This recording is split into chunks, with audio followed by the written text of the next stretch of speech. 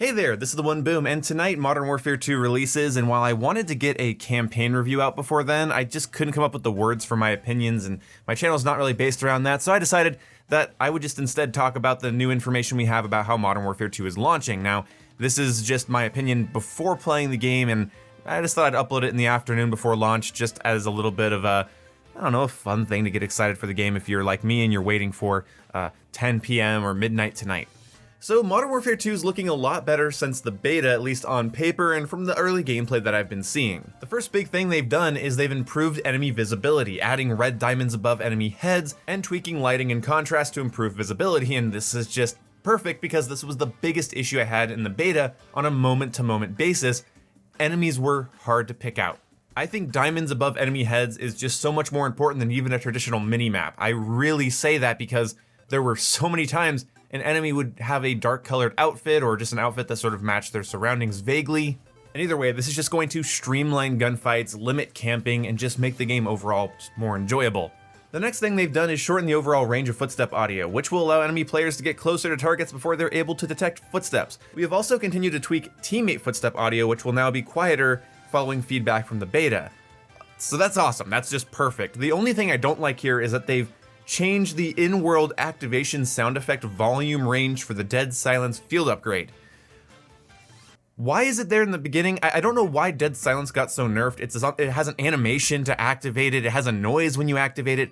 I think they're trying to make it more tactile. I think they're trying to make it kind of creepy that you could be in a room with somebody, they activate Dead Silence, you hear that, and then it's a little bit spooky, but I think Dead Silence should activate immediately and should have absolutely zero sign.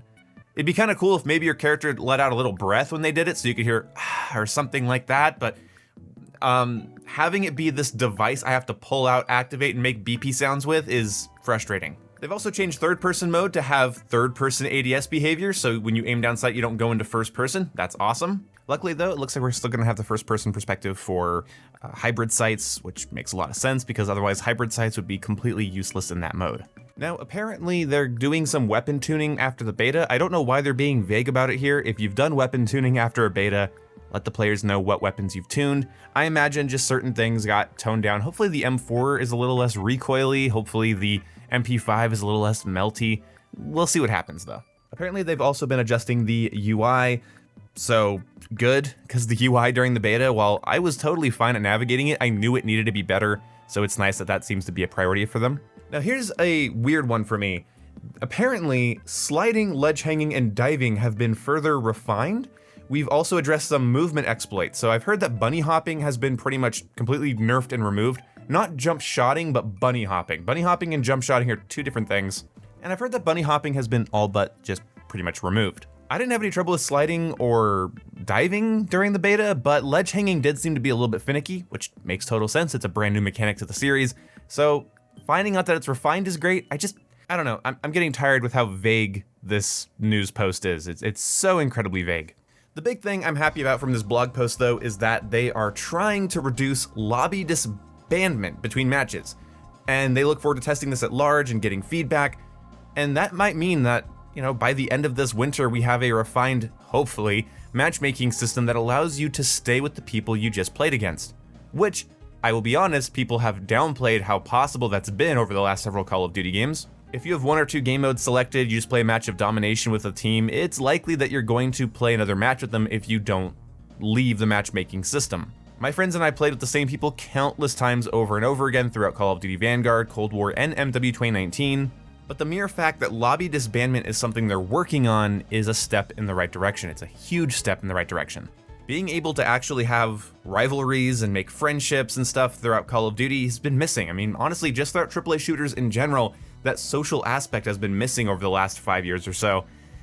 And I'm happy to see that it's something that Infinity Ward is addressing and working on, which could also reduce the effectiveness of skill-based matchmaking, because if you get into a lobby with players that, you know, are fun to fight against, you know, they're not pros, they're not no thumbs, like you get against a good team, you could stay in that lobby and keep fighting them as long as they're willing to stay, and that would reduce the overall frustrations of skill-based matchmaking, and I'm all for that. Now, we found out some other things as well. Some things are kind of disappointing, like how the 3 daily challenges you have to complete every day will only give you XP, which I think is really lame. I think you should be able to earn double weapon XP tokens, because after you reach max level, there's not really going to be a point to getting XP. Like, I don't care about XP once I have everything unlocked. So I'm gonna target these daily challenges every day the game is out until I'm that max level, but if I can't get a double weapon XP token from them, then I don't care. So next, and possibly a lot more interesting, we have attachment tuning.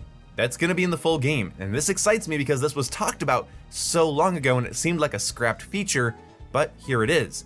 The picture they show here has an angled grip where you have two sliders, and you can sort of put it between aim walking movement speed, or aiming idle stability, recoil stabilization, or aim down sight speed. Meaning that now when you want a stable gun, you don't just pick an attachment that says it stabilizes your gun, you can then go into the sliders and really crank it over to being a max stabilization attachment. Min-maxing builds for specific results is going to be easier than ever. Being able to weigh the pros and cons and building weapons to combat their weaknesses or promote their strengths, it's going to be a lot more in depth now, and I'm excited, except for the fact that this game does not have a detailed stat screen that we saw in Cold War and Vanguard, where you can see the exact milliseconds and just the exact numbers of what you're changing. Instead, we have the guesstimation bars from previous CODs. This is a downside. This is a regression in my opinion. I don't like it. In fact, there's a lot of little things in Modern Warfare 2 that I find to be regressive, from its map design, lack of interactability, lack of destruction, lack of moving while mounted, and honestly here, the lack of detailed stats. Like, this has been a thing since Cold War, and I don't know why they would, double back on that. Especially for me as a content creator, somebody who wants to review these weapons, not being able to peek at a stat chart and see the exact RPM my weapon's firing at really sucks, and this game is going to have a firing range. So if we would have had this really good gunsmith system and weapon platform system, attachment tuning, a gun range, and detailed statistics, that would have been fantastic.